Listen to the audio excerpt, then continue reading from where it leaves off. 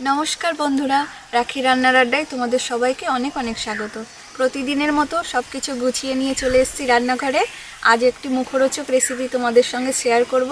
ডাল চানাচুর বা ডালমুট আমরা সব সময় তো দোকান থেকেই কিনে খাই, তো খুব সহজেই কিভাবে বাড়িতে বানানো যাবে সেই রেসিপিটি তোমাদের সঙ্গে শেয়ার করব।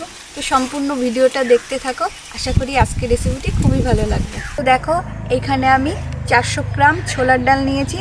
তো আগে থেকেই আমি ভিজিয়ে রেখেছি প্রায় 5 ঘন্টা মতো। আর দেখো ডালটা কত সুন্দর ফুলে গেছে, ফুলে কত বড় বড় হয়ে গেছে। তো এখন ডালটা থেকে জলটা ঝরিয়ে নেব। তার জন্য এখানে আমি একটা থালা নিয়ে নিয়েছি ছিদ্রযুক্ত। তো এবারে ঢেলে দেব।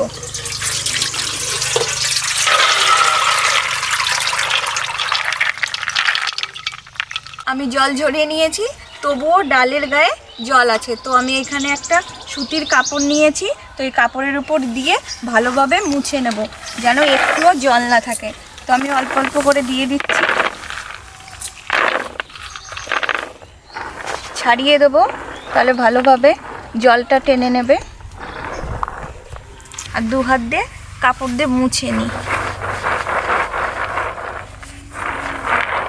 তাহলে একটুও জল থাকবে না, খুব তাড়াতাড়ি ডালটা শুকিয়ে যাবে। তো দেখো ডালটা কত সুন্দর শুকিয়ে গেছে, ডালের গায়ে কিন্তু একটুও জল নেই, আর আমার হাতেও কোনো জল লাগেনি, খুব সুন্দর শুকিয়ে গেছে। তো তোমাদের হাতে যদি খুব কম সময় থাকে তাহলে পাখার হাওয়াতে দিয়ে শুকিয়ে নেবে, কিন্তু রোদ্রে দেওয়ার কোনো দরকার নেই। রোদ্রে দিলে কিন্তু ডাল চানাচুরটা খেতে ভালো লাগবে না। তো আমি ডালগুলো এখন ভাজবো। তো উনুনটা এবার ধরিয়ে নিই। এই যে আমি সাদা তেল নিয়ে নিয়েছি, তো সাদা তেল দিয়ে ভাজবো। সর্ষের তেল দিয়ে কিন্তু ভাজলে ভালো লাগবে না খেতে। তো আমি এই সাদা তেলটা দিয়ে দিচ্ছি। তেলটা একটু বেশি করেই দিতে হবে, ভাজবো তো ডালটা। তেলটা খুব ভালো গরম হয়ে গেছে, আমি অল্প অল্প ডাল দিয়ে ভেজে নেব।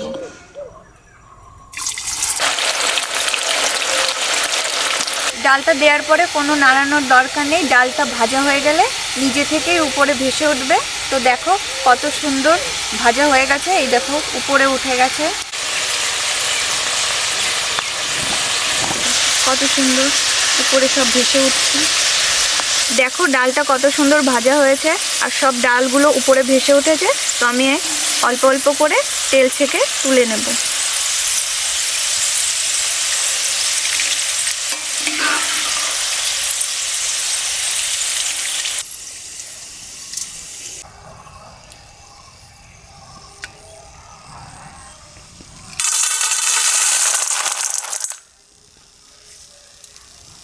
আমি একইভাবে সব ডালগুলো ভেজে নেব। আর এই সময় উনুনের জালটা কিন্তু একটু বেশিই রাখতে হয়।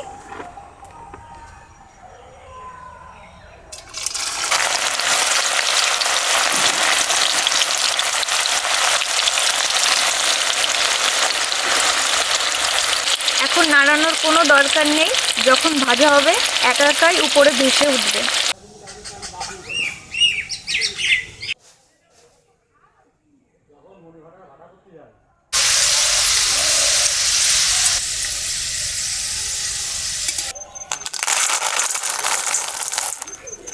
সব ডালগুলো ভাজা হয়ে গেছে। তো এখানে আমি কিছু চীনাবাদাম নিয়ে নিয়েছি। তো একইভাবে চীনাবাদামটাও ভেজে নেব।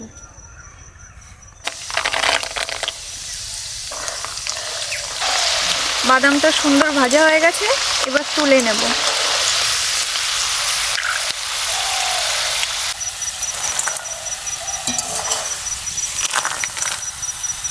এখানে 3টে শুকনো লঙ্কা নিয়েছি, তো শুকনো লঙ্কাটাও ভেজে নেব।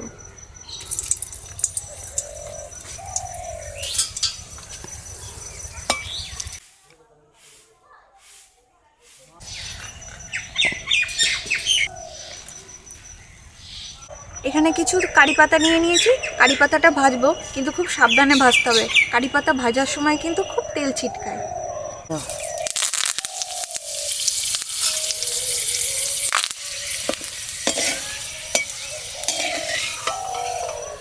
কারি পাতাটা সুন্দর ভাজা হয়ে গেছে। তো এবার তেল থেকে তুলে নিচ্ছি। তো দেখো এখানে আমার সব কিছু ভাজা হয়ে গেছে। তো এইভাবেও খাওয়া যাবে, কোনো অসুবিধা নেই। তো এইটাকে একটু চটপটা করার জন্য আমি একটা মশলা বানিয়ে নেব। মশলাটা বানাবো তার জন্য একটা বাটি নিয়ে নিয়েছি। তো এবার দিয়ে দিচ্ছি 1 চামচের হাফ চামচ লবণ, হাফ চামচ লঙ্কার গুঁড়ো, 1 চামচ চিনি গুঁড়ো, অল্প একটু বিট নুন, দিয়ে দিচ্ছি আধা চামচ চাট মশলা। তো সব কিছু দেওয়া হয়ে গেছে। তো সব মশলাগুলো ভালো করে মিশিয়ে নেব।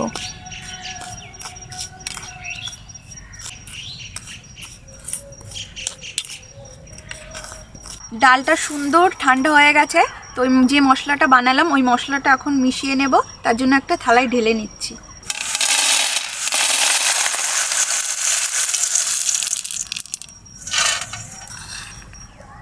এবার অল্প অল্প মশলা দিয়ে ভালোভাবে মিশিয়ে নেব।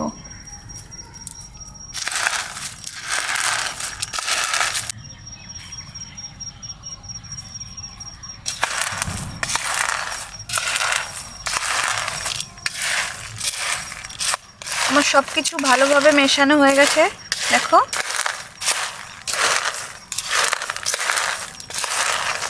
কি দারুণ লাগছে, একদম পুরো দোকানের মতো। কেউ দেখে বুঝতেই পারবে না যে এটা বাড়িতে বানানো। দেখো কত সুন্দর হয়েছে। তোমরা আওয়াজ শুনেই বুঝতে পারছো যে ডাল চানাচুরটা কত মুচমুচে হয়েছে। তাও তোমাদের একটু ভেঙে দেখায় ডালটা কত সুন্দর ভাজা হয়েছে। তো দেখো অল্প চাপ দিলেই গুঁড়ো গুঁড়ো হয়ে যাচ্ছে, খুব সুন্দর মুচমুচে হয়েছে। তো আমি একটু খেয়েও তোমাদের বলছি কেমন লাগছে খেতে।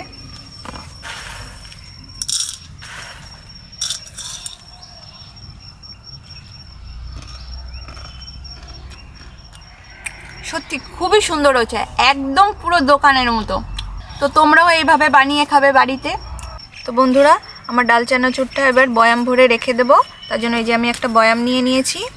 আর এই বয়ামে রেখে দিলে অনেক দিন পর্যন্ত ভালো থাকে।